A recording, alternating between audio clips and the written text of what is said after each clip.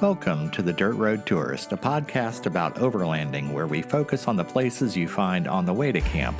I'm Ken, and we aren't overlanding to find the most difficult off road trails. We're seeking out the delicious food, the people, the culture, and sometimes the oddities, the America that you can only find when you leave the interstates behind and get out into the country. We'll talk about gear, camping tips to make your life out here more comfortable, interesting places to see, and vehicles that get you out to the good stuff. Join Susan and I to hear what we discover next on this episode of the Dirt Road Tourist. Hello, everybody, and welcome back to the Dirt Road Tourist. It is the week of November the 17th, 2024. If you're just joining me for the first time, do hit the like and subscribe buttons. And if you feel like leaving a 5-star review, that would be great. It helps me get found on the Apple program there. So go to the Apple Podcasts page there and definitely leave a review. You can also reach me at my email, which is ken at dirtroadtourist.com. That's ken at dirtroadtourist, all one word.com. So anyway, it's great to have you here. I wanted to cover one thing. I had a friend that had mentioned to me after listening to one of my episodes. Says it sounds like you're kind of anti-wheeling, and I don't want to give the impression that I'm anti-off-road. It's just that because after all, our 2021 Tacoma off-road that we drive, it's got a 3-inch lift and 33-inch mud tires on it. So we definitely do some off-road with it. I just feel like a lot of the content that's out there has the off-road aspect of it covered and covered well. And even the expedition style, some of the foreign expedition style, there's a number of podcasts that are already doing that and doing that job well. I just kind of wanted to come at this from a slightly unique angle and more tailor my content towards people who are thinking about getting into this or are new to overlanding, and maybe their skills aren't quite as high as far as driving off-road, or maybe they're a little apprehensive about it, or maybe they're driving a newer vehicle and they just don't want to go out and get it torn up, running around on some of the off-road trails. So I kind of wanted to keep my content geared a little bit towards that crowd, but I'm going to be talking a lot about stuff that will be useful even for somebody who is more into the off-road and has been overlanding for a while. So I just kind of wanted to clear that up in terms of if you think this isn't for me, I like the off-road and the wheeling. Well, I'm definitely going to be talking about stuff that interests you as well, because we do that as well too. My whole philosophy about off-roading is that I'm going to do it if it's a trail that's getting me to somewhere I want to go. If there's a really epic campsite or something like that, but my main thing about the wheeling is that we're not the kind of couple that goes out there and just wheels for the sake of wheeling. We're not challenging our truck just for the sake of seeing what it can do out there. So anyway, that covers a little bit better my whole philosophy on the off-roading and four-wheel drive part about it. But that isn't what I wanted to talk about this week. I actually ran into an article that I was reading in Men's Health about the 25-3 rule. I was immediately interested because it was describing benefits of being outdoors that I didn't really need to be told that they happen because I've experienced these things firsthand. The article references a book by Michael Easter named The Comfort Crisis, so I immediately went out and bought that book. And all of the information I'm about to go over are from that book. And although it goes into aspects of diet and exercise as well, it's a great read, and I highly recommend it to anyone who is into outdoor activities like camping, and most, if not all, overlanders are. Again, I found the confirmation of concepts that I already knew interesting, but I also learned about elements that maybe I haven't been incorporating into my own nature therapy, but I will be now. So there's a lot of interesting statistics, and they throw a lot of science, a lot of studies at you in the course of this book. So one of the things we in a modern society, we've become disconnected from nature to an extent and in ways that are extremely detrimental to our health and well-being. A lot of the ailments, heart disease, cancers, depression, things like that, that are leading killers today were either insignificant or they were unheard of until the mid 20th century. And stress is a major contributing factor in all of those ailments. The scientific evidence that we need to find outlets by which to reconnect with our natural environment, it's really starting to pile up. So here's a couple of statistics from that book, The Comfort. Again, the book is The Comfort Crisis. It's by Michael Easter. It's available on Amazon. It's also available on Apple Books too.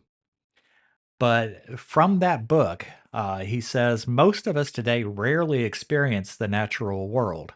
More than half of Americans don't go outside for any type of recreation at all. And that includes the simple stuff like walking and jogging. The time we spend outdoors has declined over the past few decades, and American kids play outside 50% less than their parents did.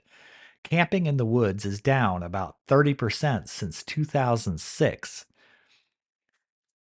Another quote is the effects of our overstimulated, stress averse society are mounting. More than half of adults said that they were under high stress in 2017.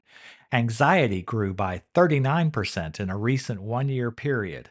Attention spans fell by 33% from 2000 to 2015.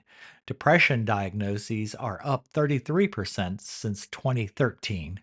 So, one of the things that this is pointing out is that it's not just one thing, it's a whole accumulation of things, but this has a lot to do with the fact that the way we've set up our society, the way that we've set up our cities is really kind of divorcing us from our connection to the planet we live on and to nature, which is what we evolved to actually live in.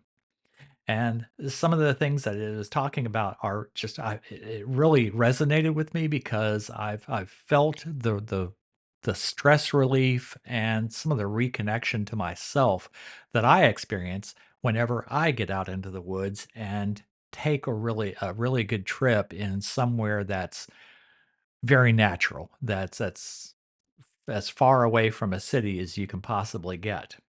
So, what's the deal with this 25 and 3 rule? Well, it has to do with spending 20 minutes 3 times a week on a walk, basically in nature, 5 hours a month spent in more natural nature, and I'll get into that in a minute, and then 3 days a year spent in a wilderness type setting. So, to start off with the 20 minutes 3 times a week, this can be in a local park or it could be just a stroll along a tree lined street. And he quotes Professor Rachel Hopman in saying that in 2016, she led a study that found something as painless as a 20-minute stroll through a city park can cause profound changes in the neurological structure of our brains.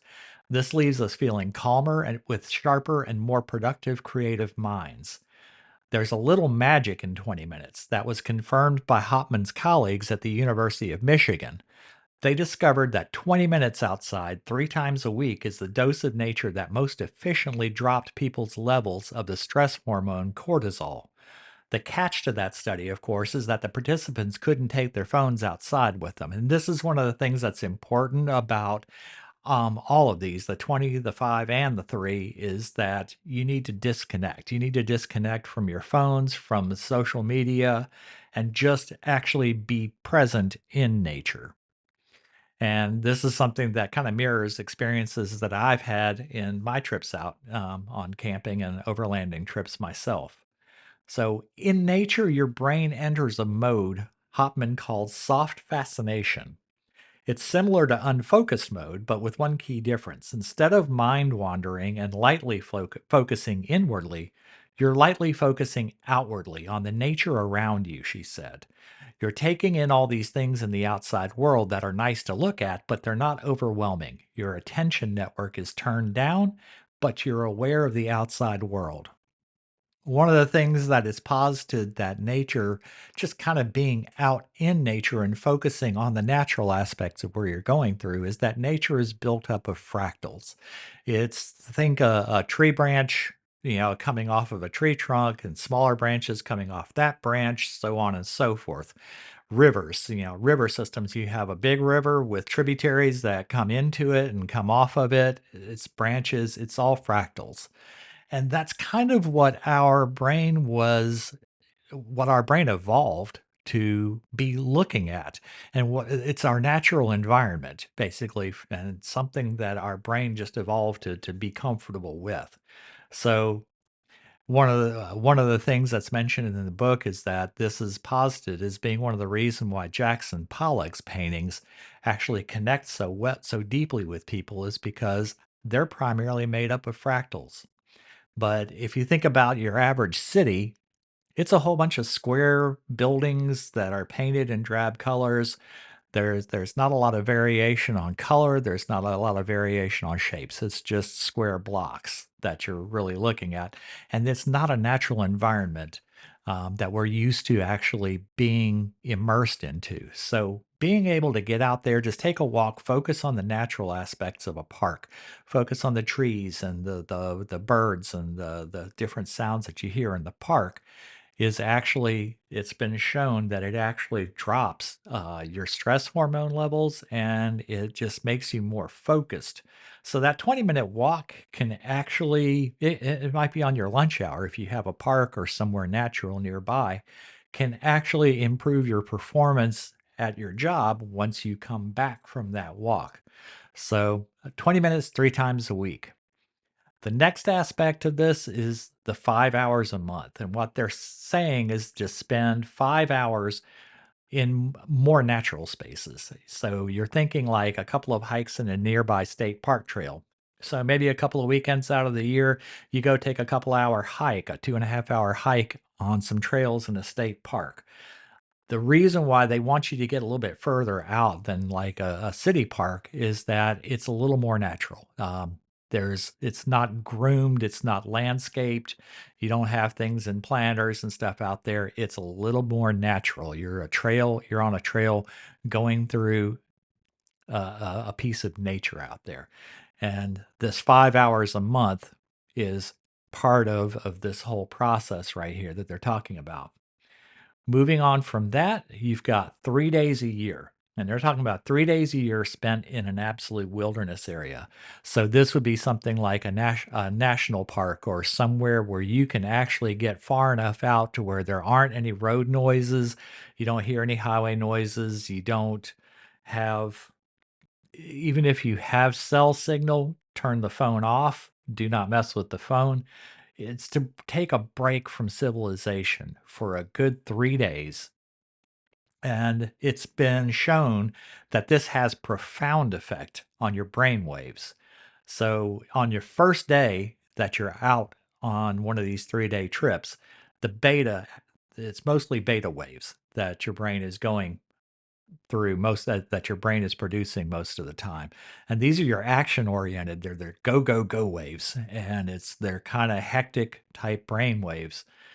And these tend to be what you're still experiencing on that first day. You're still thinking about your job, you're still thinking about the drive, you're still kind of in your normal day-to-day mode. But what they found is that these waves tend to subside after day 1, and then you start to have alpha and theta waves start to predominate by day 3.